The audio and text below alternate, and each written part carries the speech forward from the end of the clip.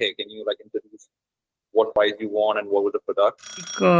In the past 3-4 months, there have been many such. So which one would you like to talk Yeah, about? that's awesome. I mean, super interesting and super relevant to a lot of folks who have gone through the white. Yeah, anyone can talk. Okay, now please talk about anything. How do you prepare for the hackathon? And these events on a lot of online platforms. There's like one called Partyful. Podcast. We want to just talk about you, your invention. You want a price.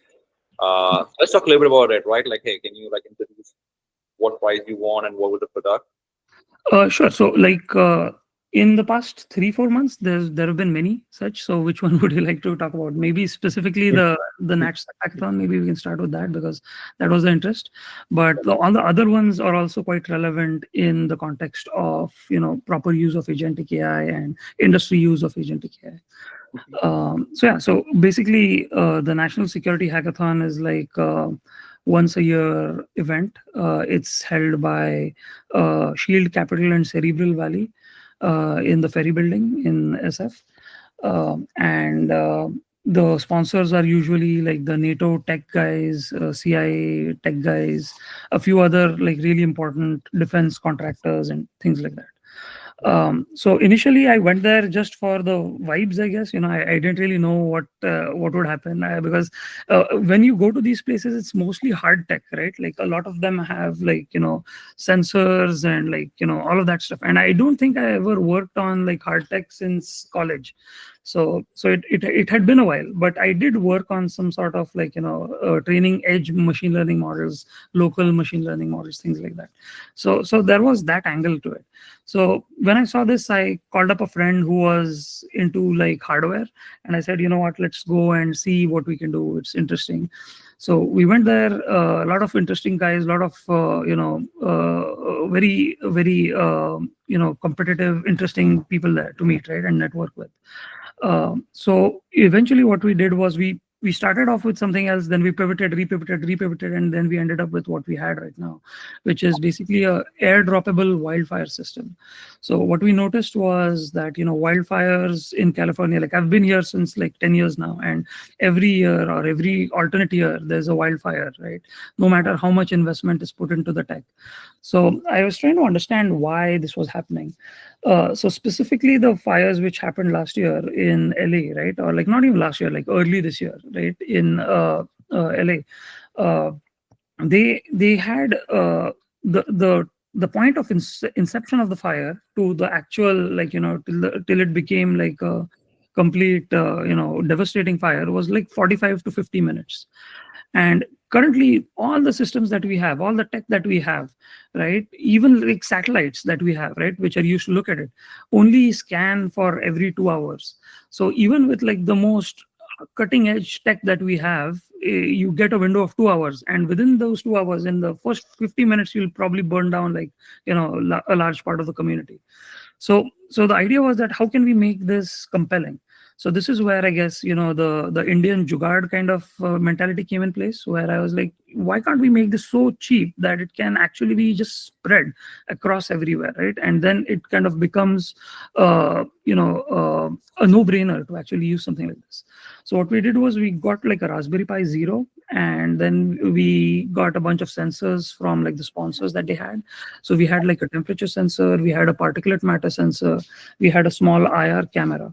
So we said, okay, and then we got a LoRa antenna, which is like a long range antenna, which is used to communicate with, long distances, roughly like 10 kilometers or so, like 5 miles or so. Without internet, right? So that's the general idea. So we said, okay, we got the Raspberry Pi Zero. Let's attach all of these sensors and train machine learning models for these. So for the temperature sensor and the particulate matter sensor, we trained like edge LSTM models. The data which we got was like very silly because we were there like overnight, right? So we had like a hairdryer, and then we used that to get like like ambient readings, and then increased readings for the temperature thing. For the particulate matter, we had like the agarbattis, right? Like we we just use those like a bunch of times to see like the smoke in the air, right? And kind of get the particulate matter, like the deviations from the ambient readings. And once we got those two classification algorithms down, we tried to test them one by one. And then finally, for the IR camera, the idea was kind of novel in my opinion, because the thing is, most of these wildfire sensors need to be really, set up in a proper way, right? They need to be on a high pole. They need to be looking at the area. They need to be in that particular trajectory, that kind of a thing. And I said that, that's not going to help, like if it has to be airdroppable. So what we did was we went to Kaggle, we downloaded like a 50,000 or 20,000 data set of wildfires, right? And then we converted that into a synthetic data set of much larger value by just rotating the images in different ways, right? Daytime, nighttime, IR, no IR, different angles, all of that. And then we trained a MobileNet V2 CNN, which is like a convolutional network, on that to basically classify whether it is a fire or not fire, right? Based on all of these different combinations. So now the original program that we have on the Raspberry Pi Zero goes in 3 cascades, right? First, it's going to check for temperature. If the temperature threshold is broken, it goes to the particulate matter. If the particulate matter is broken, then it goes to the camera. The reasoning for that is power consumption, right? Because the temperature sensor is like the cheapest one in terms of power. Ideally, what we want is if this device can be just thrown into the wild, it should be able to live for at least one fire season, which is roughly 3 months. So if you strap a 20,000 milliamp hour battery to it, right? How long can it stay? So that's the reasoning. So once you have that, you basically, once you cross the temperature threshold, only then it unlocks the particulate matter threshold. If that also crosses it off, then it goes to the camera. And then the camera basically takes a picture, classifies it. And if all of those are there, then it kind of sends a signal through the LoRa. So the LoRa signal is roughly around like 10 to 20 kb or so. And the idea is that it will be sent, it will be basically sent to the next node, the closest node, which is also listening on the same LoRa frequency. So it kind of goes there, and it doesn't need a telephone network. It doesn't need like any kind of Wi-Fi, things like that, right? All you need is like a gateway near a telephone, I guess, a pole or something like that to convert the LoRa into actual telephone signals, which can be transmitted back.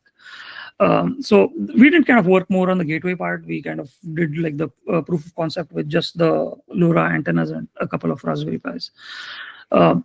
So that's the basic idea. On top of that, we did like some extra stuff, like we added like another like vision language model on top of the server to kind of validate if whatever we were seeing is actually a fire or not. So that's sort of like a teacher model kind of a thing, where it's like really large and kind of validated, because you don't want false positives. Because if these are being airdropped from a helicopter, right, hundreds and hundreds of these in like really far-reaching areas where you can't go, there's possibility that there might be some amount of false positives. So for that, like, you kind of get that kind of vision language model to validate once, and even if that hits, then it kind of raises an alert with the basic point of where this particular thing was, and then you can go there. Yeah, that's it. Like, we built like a simple front end and stuff to showcase it, but that's like not really relevant to the core idea.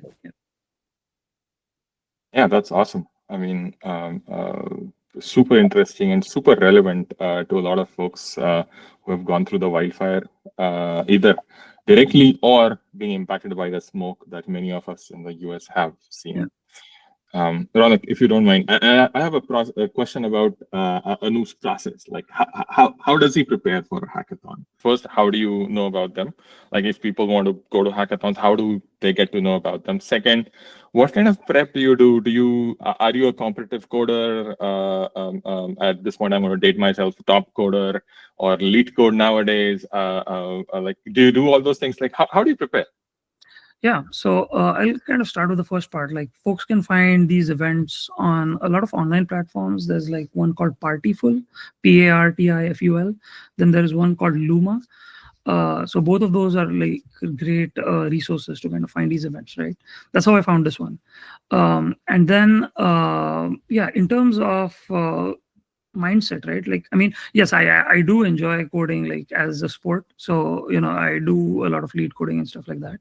And then apart from that, it's, I don't know, I like the concept of kind of going there being a timer, no other rules, and just kind of, crunch one product out, right? Like, end to end. Try to make it as comprehensive as possible. There's no like meetings, there's no baggage, there's no like red tape around it, right? You just like your vision, and that's it. Like just go, right? That's the general idea. So that is why, that is the allure of it, right? In terms of mindset, I try not to think too much about like if it will work, if it will not work. It's mainly about having fun, like going there and just giving it your all and having fun in that environment. So basically, I don't think like I carry like my own water bottle and snacks and stuff, because it's like it's like you're really set at that point, right? Like you know what you need. So you just go there and you're in the zone and you don't kind of break away from it, right? Some people go to these events for networking and things like that too, so that's also fine, I guess. You don't need to focus so much on that.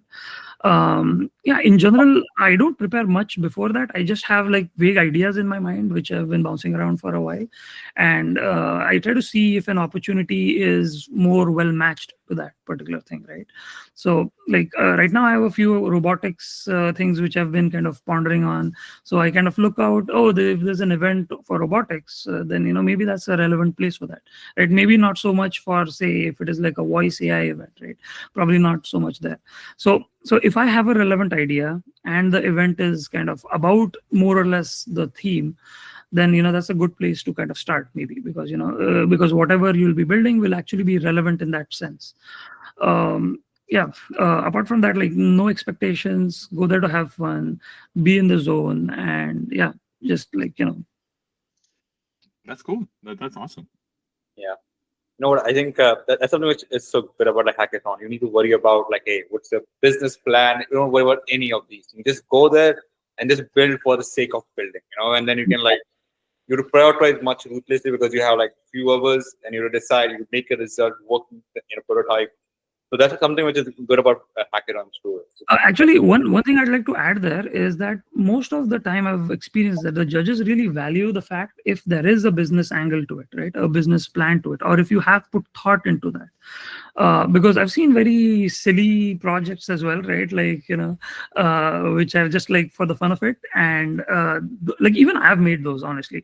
But those are like more tongue in cheek. But like if you're really there to compete, right, then you need to kind of have that idea as well. You need to have like the business plan idea, how it would be, what would be the problems, things like that, kind of down as well at some level. Yeah. Yeah. Okay. So like, let's think about this, your product. Okay. What does the business look like for that? So do you know how much it would cost, like, and how much? So I'm going to make a Google search about what's like a yearly loss in California due to wildfires. So yeah, it's almost like $250 billion. I did a Google search. It takes $250 billion of losses. So now let's see how much your solution would cost for like wildfire scenario in California. So the actual device costs around, I think, $100 to $200. That is like off the shelf materials, but I think you can certainly bring it down if it is kind of mass manufactured. The main pricing or the main cost factor there is, I guess, the camera, because it's an IR camera and that's the main thing. So I think we published like a bill of materials. I have a document about this. I can share it with you guys if you want, where we kind of wrote like a one pager on how much does it cost and what are the different components, the higher end, the lower end, things like that. The general thing is to not make it cost prohibitive by kind of using really cheap sensors, or cheap, like if you don't even need a Raspberry Pi, to be honest. Like we use that because that is what was available. If you have like your own fab, like a small one, if you have set up for like a temperature sensor, which is very cheap, the particulate matter sensor, which is also cheap, the only expensive parts, the LoRa antenna is like maybe I think like $60-$70. The camera is the real one. The camera is like $110 or $120. So because it's an IR camera, so it takes images at night as well. So that's the main camera thing, the main pricing issue. So that together, I would say top of the line $200, bottom of the line maybe like 120 or so. And how many do we need? So one, I guess, the camera which we used, I think the estimate there was it could, if it lands, basically the idea was that we would put it on like parachutes, right? So the parachutes can be just airdropped, and then they kind of hang on the tree branches and things like that, right? So then, and since the vision model is trained on like all angles, so it can take pictures from whatever angle it's hanging at. So in that sense, if it has a clear view of the tree line, or if it has a clear view of the horizon, it can take decent photos which can be classified up to around 10 to 12, 10 to 20 kilometers. So you need potentially, in the best case, you need to cover a square area, you would have like, 40 square kilometers, you would need only four. And because they can communicate within like 10 km radius anyway, right? So that's the general top line. But when we spoke about this at like with the Shield Capital Fellows and these guys, they were like, we don't even care if it is like below $1,000. Like, you will just buy in bulk and just throw them everywhere. It doesn't matter that much. Yeah, this is why absolutely. This is why I first searched for it, because the loss is so huge that it could even cost like $1,000 and it would still be very cheap compared to what the loss is. So yeah, and like let's say at the worst case scenario, you would throw out like 500. Like 6,000. Let's just put out like a random number. That's like less than like 4 million something. So it's like a pretty good deal in general. So 6,000 is like 2 million. Yeah. So definitely under the cost. Yeah. Way under, like not just under, way under, right? Like and also like just like one last question. Every 2 years or every 1 year you need to replace them. What's that cycle looks like? Yeah, so it's actually that's the part which is, I guess, the downside to this problem, right? Like the battery that we have, right? We considered putting in like a solar panel or something, but then the issue becomes that it may not always land on the solar panel side up.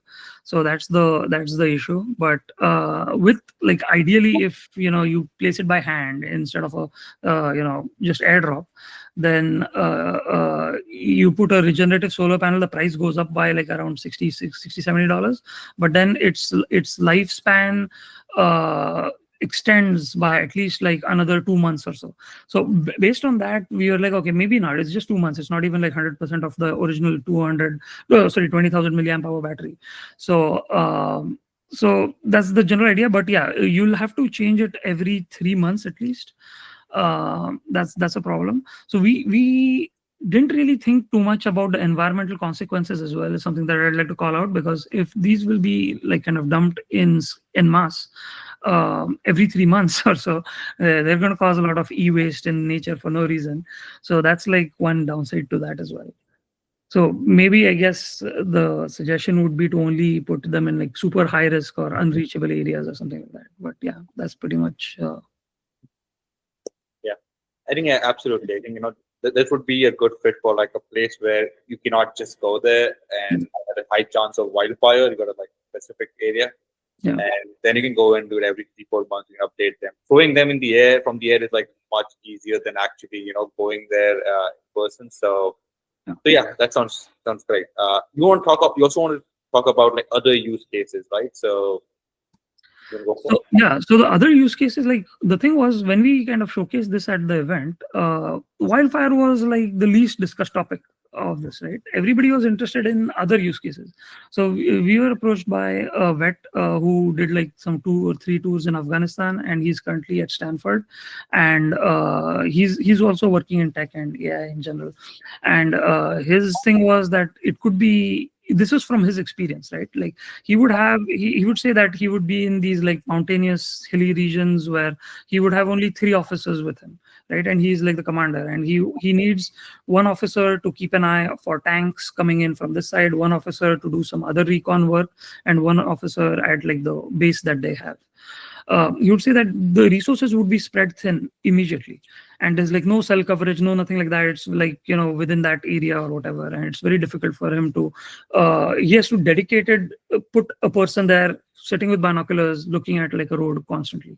So he said that instead of that, I thought this was really great. Could you kind of swap out, say, the temperature and IR camera and all of that for, say, a sensor which could look for vibrations, and could you kind of embed it under rocks or something and see if you can classify the ground shaking movement of tanks versus just cars or people walking.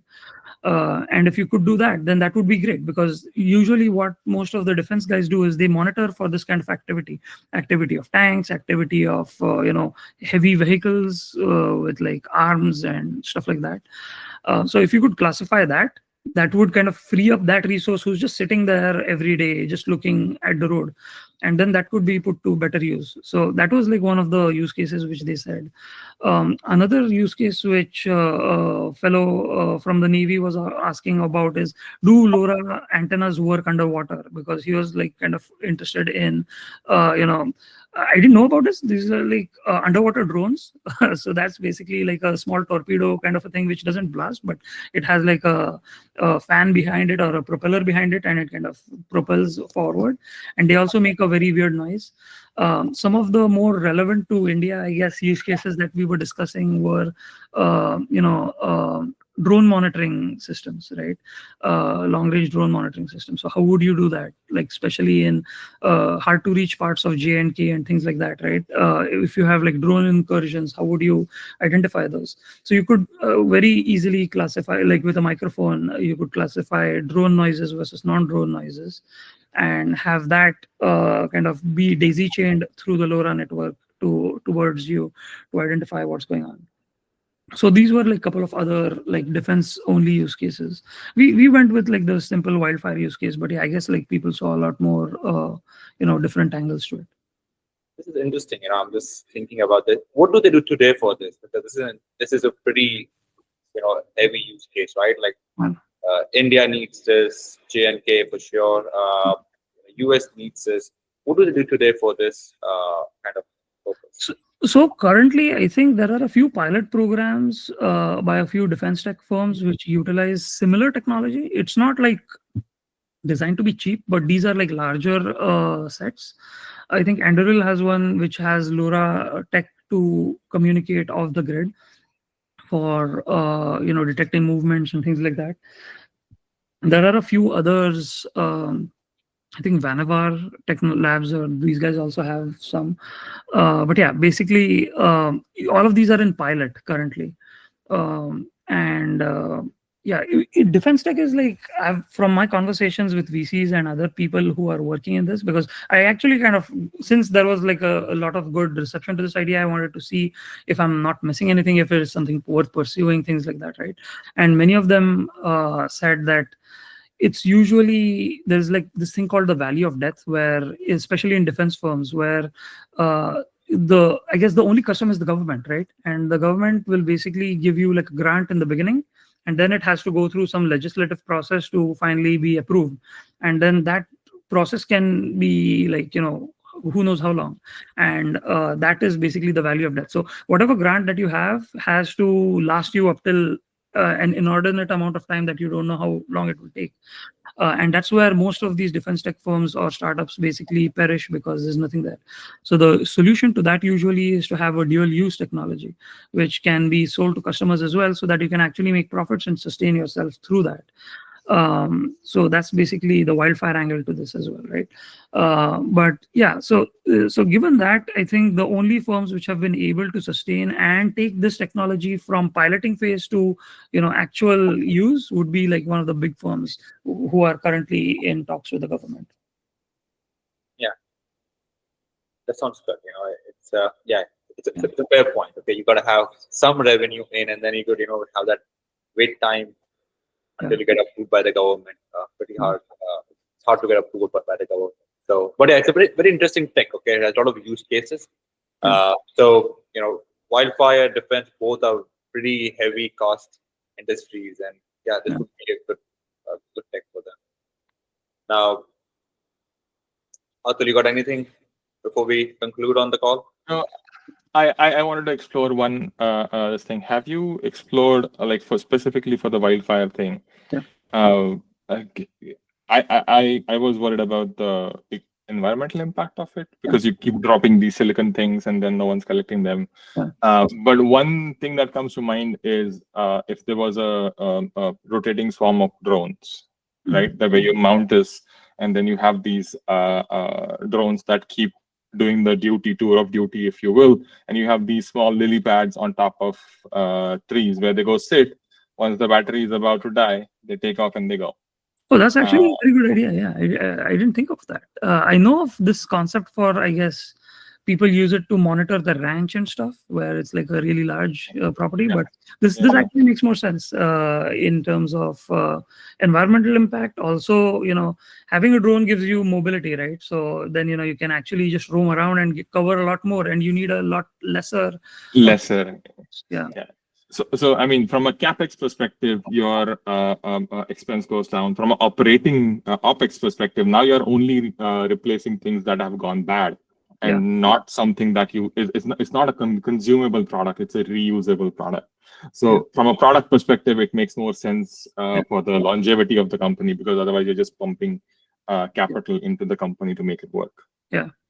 No, definitely makes sense. Yeah. Yeah, I think that's a good idea, right? If you have a drone attached system that can have some bit of AI train itself, goes across from one location to the other, comes back and forth, way often. Then and then you have you're already trained the images, you've done all the other work. So then the hardware is the only thing that you need, to be more like a drone thing. Yeah, that's also a pretty interesting idea. So. Yeah. I mean, I do want to call out that when you add a drone, you are adding cost. Yeah. But at the same, and also like, is it autonomous swarm? Is it a FPV drone? All of those things. So I don't want to trivialize the complexity there, but it will make the operations easier. Yeah, it is a higher input problem. But just wanted to throw it out there. Yeah, no, definitely. That's definitely interesting perspective towards this problem. Yeah. Absolutely.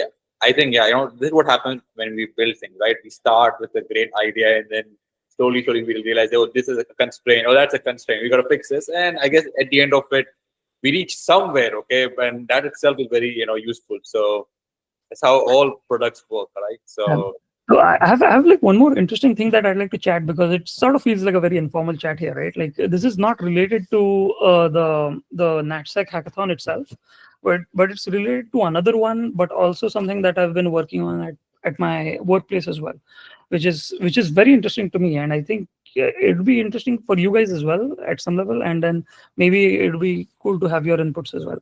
So, have you guys heard of knowledge graphs? Yes. Yeah, so I've been like super deep into knowledge graphs recently, and I find it very compelling that it kind of gives you the power of fine tuning without actually having to fine tune. So it's more in like the data infrastructure area, which I'm more comfortable with, like, naturally, right? And so I'll give you an example of one of the things that I've done at work, right? So we have the Slack channel where we post about production incidents, right? If there's a production incident, there's like a workflow which frontline engineer posts that this particular cell has this particular issue, like high CPU, whatever, and then like the comments or the replies have information about, like, other subject matter experts talking about the problem. Like, have you tried this? Have you tried that? Oh, this is interesting. I saw this similar thing this time, or whatever, right? And that is like a lot of valuable information, which is known as like tribal knowledge or something like that, right? Where only a few people know. And it's not necessary that the same frontline engineer and the same subject matter expert are going to look at the same problem all the time, right? It's going to be different engineers, different subject matter experts looking at the same thing, or like different problems in different points in time. And all of that knowledge is captured in these Slack threads in an unstructured format.